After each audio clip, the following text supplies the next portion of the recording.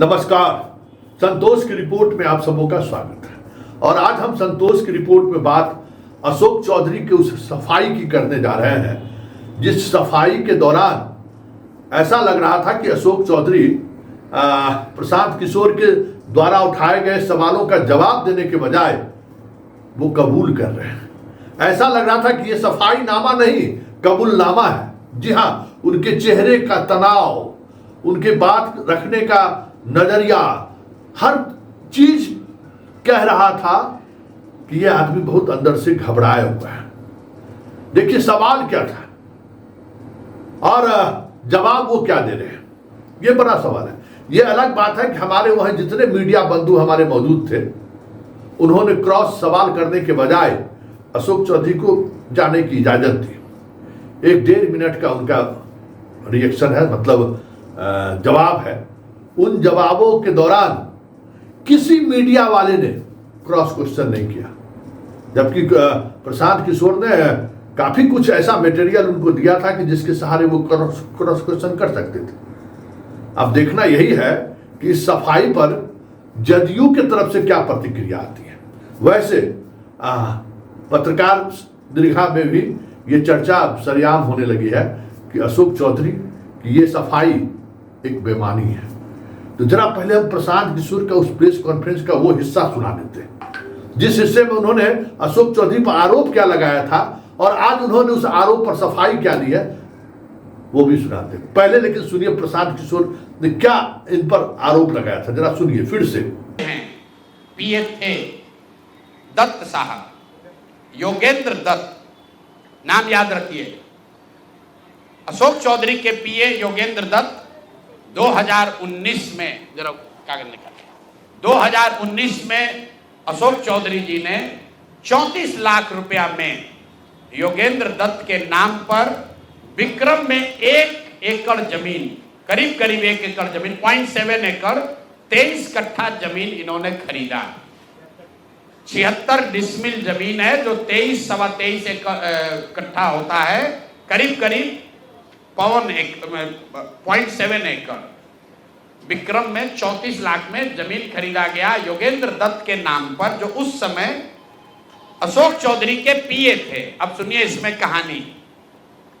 2 बरस के बाद दत्त साहब ने वो जमीन ट्रांसफर रजिस्ट्री कर दिया अशोक चौधरी के बेटी और अभी के सांसद सांभवी चौधरी के नाम पर 34 लाख रुपया में।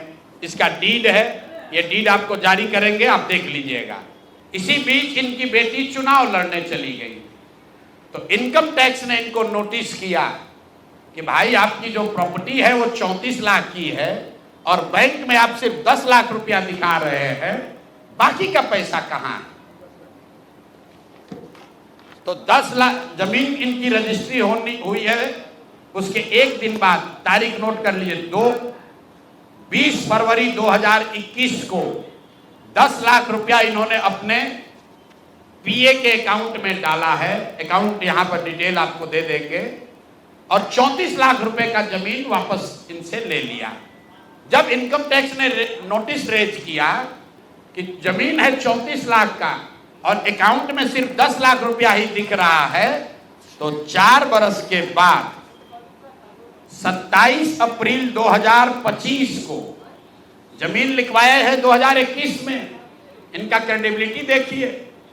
जमीन रजिस्ट्रार ने लिख दिया, हम जाते हैं उसको खड़ा करके पूछता है भैया कहाँ है रुपया, कहाँ दिए। ये 19 में इन्होंने बेनामी जमीन खरीदी पीए के नाम पर, 21 में उस जमीन को वापस अपने बेटी के नाम पर लिखवाया। 10 लाख रुपया का ट्रांजैक्शन हुआ।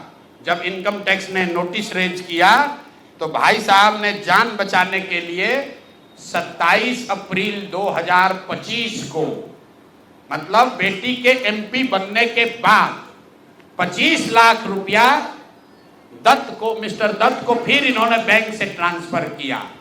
तो मैं आपके जरिए अशोक चौधरी जी, जो अपने आप को महादेव का भक्त बताते हैं, हमको तो लक्ष्मी के ही भक्त ज्यादा दिखते हैं, महादेव के भक्त नहीं हैं, ये लक्ष्मी के भक्त हैं। अगर आपने 34 लाख रुपए की जमीन अपने पीए से अपने बेटी के नाम पर खरीदी तो उसका भुगतान क्यों नहीं किया? 10 लाख ही क्यों भुगतान किया? और अगर आप कहते हैं कि 10 लाख ही भुगतान तय हुआ था, तो फिर बाद में 25 लाख रुपया 3 बरस के बाद इनकम टैक्स के नोटिस आने के बाद क्यों किया?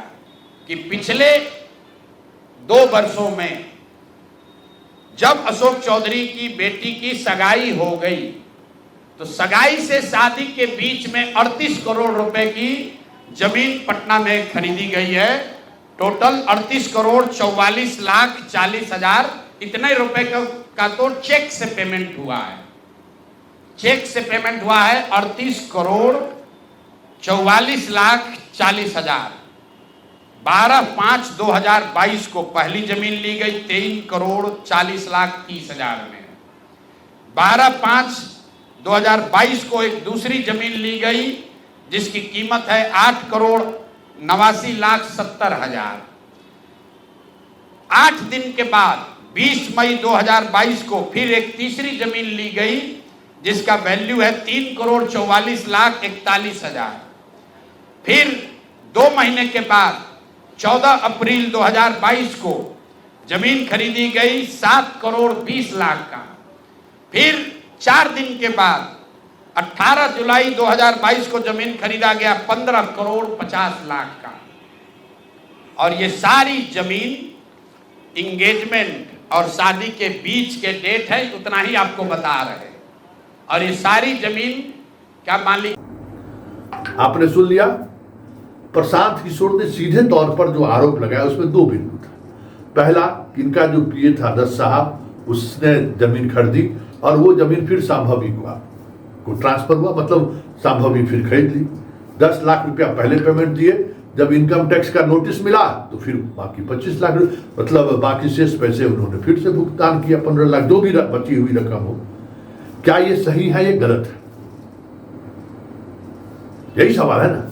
और दूसरा सवाल था कि जब से सगाई हुई और विवाह हुआ, इस बीच में 38 करोड़ का जमीन की खरीदारी हुई है और वो सारी खरीदारी कहीं कहीं अशोक चौधरी की पत्नी के माध्यम से वो पैसा उनके संस्थान में गया है और संस्थान में जिस तरीके से खरीदारी हुई है उसका उन्होंने डॉक्यूमेंट्स के साथ पब्लिक डोमेन में चीजें रखी है। अब जरा सुनिए अशोक चौधरी जवाब क्या देते हैं, जरा गौर से उनका जवाब सुनिएगा और उनके चेहरे पर हवाई जो उड़ रही है वो भी जरा देखिएगा। पहले जरा गौर से सुनिए सफाई क्या दे रहे। बड़ा मुश्किल, मतलब आज 3 दिन बाद पहले सांकेतिक तौर पर सोशल मीडिया पर एक से एक पोज देकर अपने आप को तनाव मुक्त दिखाने की कोशिश कर रहे थे, लेकिन आज जब मीडिया वालों ने उनको घेरा, ये अलग बात है कि बेनिफिट ऑफ डाउट मीडिया वाले ने आज अशोक चौधरी को दे दिया, क्योंकि जिस तरीके के से सवाल बनता था किसी मीडिया हाउस ने वो सवाल नहीं किया। जो सवाल हमने आपके सामने पेश किया कि भाई प्रशांत किशोर का यही 2 सवाल था, क्या देखिए मीडिया ने वो सवाल किया क्या और क्या अशोक चौधरी ने उसका जवाब दिया क्या, जरा सुन लीजिए। कोर्ट के माध्यम से कोई बात कहते हैं तो जो बात आप आरोप लगा रहे हैं उसको आप शपथ पत्र के माध्यम से आपको कहना पड़ रहा है। तो 3 बात उन्होंने उठाया था कि एक बेनामी संपत्ति, बेटी का बेनामी है, तो जिसको मैंने ऑलरेडी इलेक्शन पिटीशन में डाला हुआ है और पैसा देकर हमने लिया है, वो बेनामी कैसे है। दूसरा है कि उन्होंने कहा कि करोड़ों का लेन देन अकाउंट में है, तो अकाउंट नंबर बताएं। और तीसरा है कि हमने जमीन खरीदा है, करोड़ों का जमीन खरीदा है, तो कौन सी जमीन खरीदा है वो बताएं। तो इसको अब प्रेस और मीडिया के माध्यम से बहस करने से बेटर है कि कोर्ट के माध्यम से इस पर बहस किया जाए, क्योंकि कोर्ट में कुछ भी आपको बोलना है तो एफिडेविट के माध्यम से बोलना है। हम भी एफिडेविट के माध्यम से बोलेंगे, वो भी एफिडेविट के माध्यम से बोलेंगे, तो ज्यादा बेटर रहेगा। आपकी पत्नी और समधन के बीच में अकाउंट से ट्रांजैक्शन तो भय है कि कोर्ट, आप वो आरोप लगा रहे हैं, आरोप लगाना तो बहुत अच्छा है ना, आरोप लगा रहे हैं, अब आप आइए कोर्ट में एफिडेविट फाइल करके बताइए अकाउंट नंबर और सब।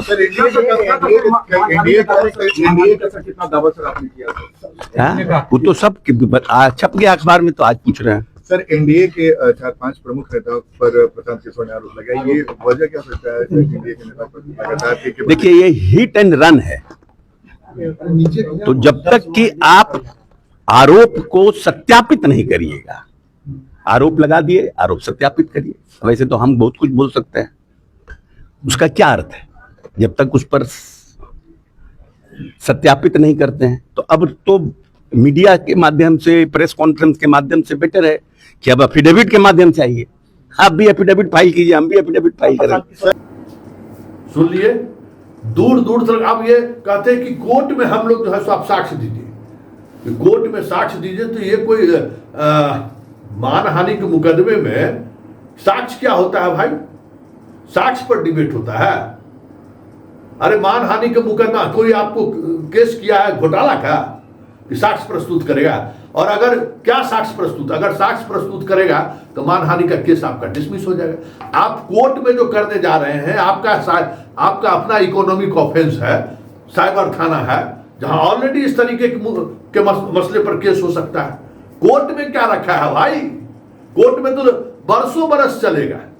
वो पहले आप बयान दीजिएगा, आपका केस एडमिट होगा, बयान दीजिएगा, कॉन्ग्लिजेंस होगा, उस कॉन्ग्लिजेंस के खिलाफ लोग हाई कोर्ट, सुप्रीम कोर्ट लोग जाएगा, वहां कहां जस्टिस मिलेगा आपको?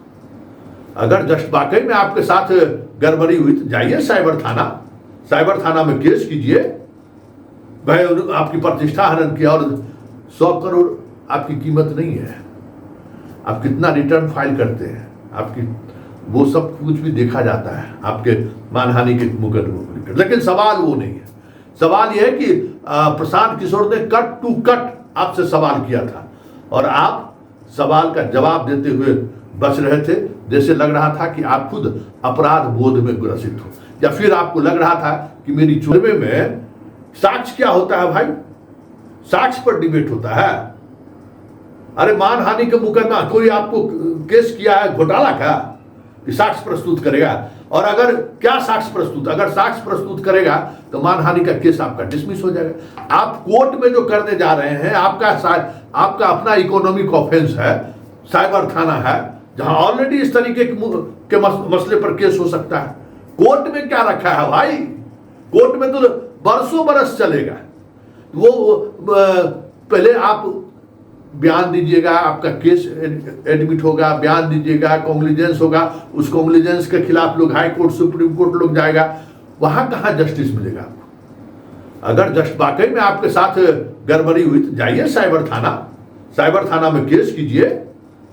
भाई आपकी प्रतिष्ठा हनन किया और 100 करोड़ आपकी कीमत नहीं है, आप कितना रिटर्न फाइल करते हैं, आपकी वो सब कुछ भी देखा जाता है आपके मानहानि के मुकदमों को लेकर। लेकिन सवाल वो नहीं है।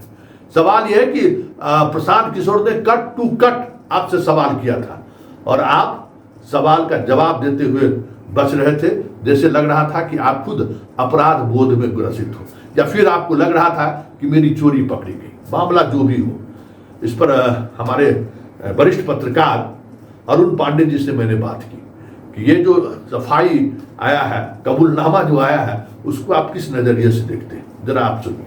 पर कहाँ, हाँ बिल्कुल फैक्ट पर कहाँ बोल रहे हैं। भाई सवाल है कि उसके साथ जो अभी किशोर कुणाल के पुत्र उनके दामाद हैं, और वो जिस ट्रस्ट के बारे में कहा जा रहा है कि सगाई से लेके विवाह के हम संजोग है। देखिए किशोर कुणाल का जो एक इमेज रहा था, अब तो उनकी जिंदगी में ना, जब वो जिंदा थे तभी ये सारी संपत्ति खरीदी गई है उनकी पत्नी के नाम। अब एक अलग सवाल हो गया। ठीक है, प्रशांत किशोर ने कहा है कि अब वो ट्रस्ट के जो लोग जुड़े हैं, चाहे वो जीएलआर जो राज्य के गृह सचिव रहे हैं, रिटायर्ड IAS अधिकारी हैं, अभी तो लेखन से बड़ा उनकी प्रतिष्ठा मिल रही है, और खुद अभी जो वर्तमान चीफ सेक्रेटरी हैं उनकी माँ भी उसमें है, एक वन ऑफ द डायरेक्टर है उस ट्रस्ट की। तब तो सफाई की अपेक्षा की है प्रशांत किशोर ने कि आखिर ट्रस्ट को इतने कम दिन में इतने रुपए करोड़ कहाँ से आते रहे, कौन दे रहा था?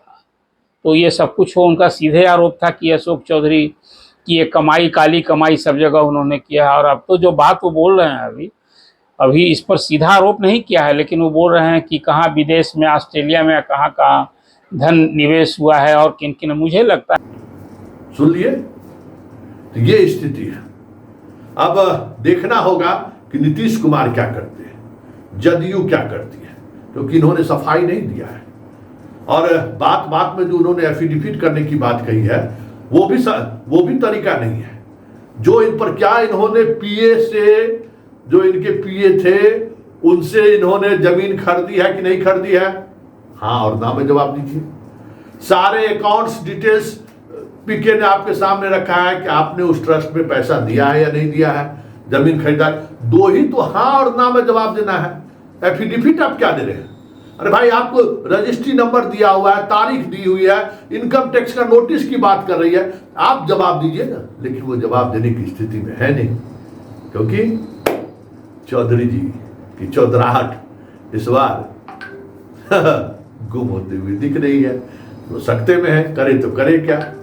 लेकिन एक बात तो तय है कि प्रशांत किशोर के इस आरोप के बाद पहली बार अशोक चौधरी के चेहरे पर वो तनाव मुझे देखने को मिला है जो आज तक मैंने कभी नहीं देखा।